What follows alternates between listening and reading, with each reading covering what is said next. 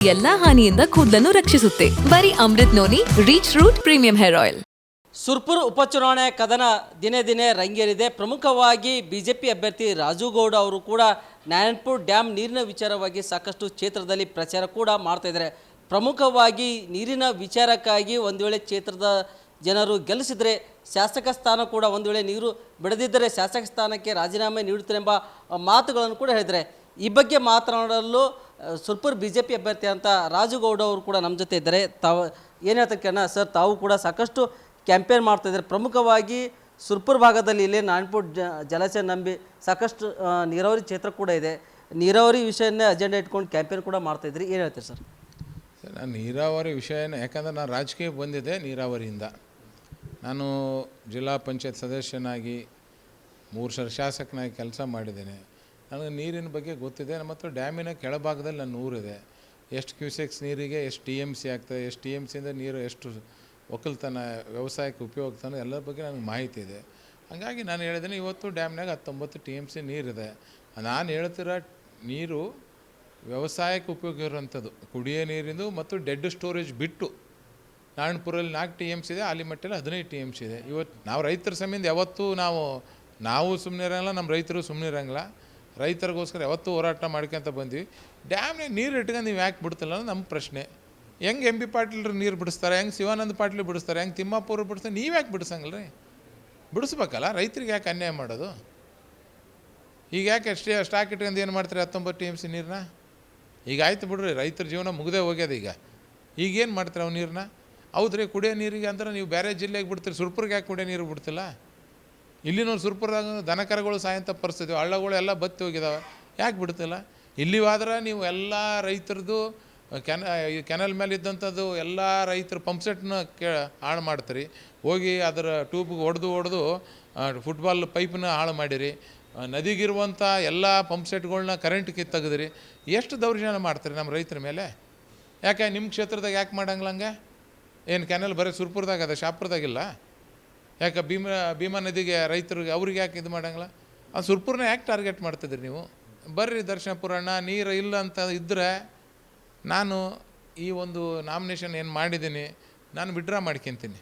19 TMC ನೀರು ಇರ್ಲಿಕ್ಕಂದ್ರೆ ನಾನು withdraw ಮಾಡ್ಕೊತೀನಿ. ಇದ್ರೆ ನೀವೇನು ಮಾಡ್ತೀರಿ? ಏನು ಮಾಡ್ತೀರಿ ಹೇಳ್ರಿ ನೀವು? ಈಗ ಡ್ಯಾಮ್ನಾಗ ಇಟ್ಕೊಂಡು ನೀವು ನೀರು ಬಿಟ್ಟಿಲ್ಲ. ಚರ್ಚೆ ಮಾಡೋಕ್ಕೆ ಬರ್ರಿ ಮಾಧ್ಯಮದವ್ರ ಎದುರಿಗೆ ವಿತ್ ಇಂಜಿನಿಯರ್ಸು, ಅವರು ಈಗಿದ್ದು ಪ್ರೆಸೆಂಟ್ ಇಂಜಿನಿಯರ್ಸ್ ಕರ್ಕೊಂಬರಲಿ, ನಾನು ಟೆಕ್ನಿಕಲಾಗಿ ಕರ್ಕೊಂಬರ್ತೀನಿ, ಮಾತಾಡೋಣ. ಡ್ಯಾಮ್ನಾಗ ನೀರು ಇದ್ದರೂ ಬಿಡ್ತಿಲ್ಲ. ಅವ್ರಿಗೆ ಅವ್ರ ಹತ್ರ ಮೆಣಸಿನ ಗಿಡ ಎಷ್ಟು ಒಣಗಿದಾವೆ, ಎಷ್ಟು ಶಾಪುರ ರೈತರು ಹಾಳಾಗಿದ್ದಾರೆ, ಸುರ್ಪುರ ರೈತರು ಹಾಳಾಗಿದ್ದಾರೆ. ಎಲ್ಲರ ಪರಿಸ್ಥಿತಿ, ರೈತರ ಪರಿಸ್ಥಿತಿ ಚಿಂತಾಜನಕ ಇದೆ. ಹೋದ ಸರಿ ನಮ್ಮ ಹತ್ರ ಹೆಚ್ಚು ಮಳೆ ಆದಾಗ ಪ್ರತಿಯೊಂದು ಎಕರೆಗೂ 10,000 ಹಂಗೆ 5 ಎಕರೆವರೆಗೂ 49,950 ರೂಪಾಯಿವರೆಗೂ ನಾವು ದುಡ್ಡು ಹಾಕ್ಸಿದ್ದೇವೆ. ಬರಗಾಲ ಬಿದ್ದರೂ 2,000 ರೂಪಾಯಿ ಹಾಕ್ಸೋದು ಆಗ್ತಿಲ್ಲ ಇವರಿಗೆ.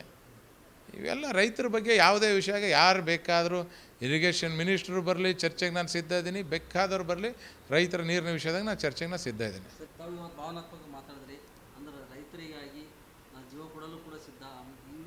ನಾನು ನೋಡ್ರಿ ರೈತರ ಸಂಬಂಧ ಎನಿ ಕಂಡೀಷನ್ ಯಾವ ಹೋರಾಟಕ್ಕೂ ನಾನು ಸಿದ್ಧ. ನಾನು ಸಚಿವನಿದ್ದಂಥ ಸಂದರ್ಭದಲ್ಲೂ ನಾನು ಧರಣಿ ಕುಂತದ ನಿದರ್ಶನಗಳಿದ್ದಾವೆ ರೈತರಿಗೆ. ನೋಡ್ರಿ, ನಾನು ಗೆದ್ದಿರೋದು ಇಲ್ಲ ರೈತರ ಆಶೀರ್ವಾದದಿಂದ, ಸುರ್ಪುರ ಜನತೆ ಆಶೀರ್ವಾದದಿಂದ.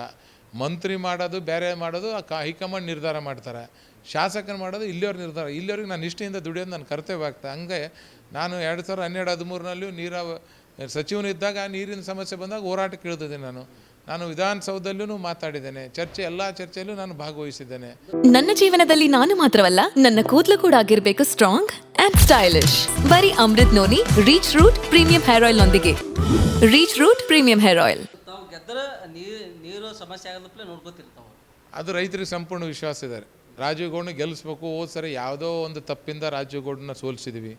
ಈ ಸಾರಿ ರಾಜೀವ್ಗೌಡನ ಗೆಲ್ಲಿಸ್ಬೇಕಂತ ರೈತರೇ ತೀರ್ಮಾನ ಮಾಡಿದ್ದಾರೆ. ಎಷ್ಟೋ ಹಳ್ಳಿಗಳೊಳಗೆ ಹೋದಾಗ ರೈತರೇ ನನಗೆ ಹೇಳ್ತಿದ್ದಾರೆ, ಇಲ್ಲ ರಾಜೀವ್ಗೌಡ್ರ ನೀವು ಇರೋದಕ್ಕೆ ನಮ್ಮ ಪರಿಸ್ಥಿತಿ ಭಾಳ ಗಂಭೀರ ಅಂತ. ಎಷ್ಟೋ ಕಡೆ ಮಹಿಳೆಯರು ಹೇಳ್ತಿದ್ದಾರೆ, ಇಲ್ಲಪ್ಪ ಹೋದ ಸರಿ ನಾವು ಏನೋ ತಪ್ಪು ಮಾಡಿಬಿಟ್ಟಿವಿ, ಈ ಸರಿ ನೀನು ಗೆಲ್ಲಿಸ್ತೀವಿ ಅಂತ ಮಹಿಳೆಯರು ಹೇಳ್ತಿದ್ದಾರೆ. ಹಿಂಗಾಗಿ ಗೆಲ್ತೀವಿ ಅಂತ ಸಂಪೂರ್ಣ ವಿಶ್ವಾಸ ಇದೆ. ನಾನು ಗೆದ್ದರೆ ಅಂತಲ್ಲ, ಗೆಲ್ಲಿಸ್ತಂಥ ವಿಶ್ವಾಸ ಇದೆ. ಗೆದ್ದ ಮೇಲೆ ರೈತರಿಗೋಸ್ಕರ ನನ್ನ ಜೀವನ ಪಣ ತೊಟ್ಟು ಕೆಲಸ ಮಾಡ್ತೀನಿ.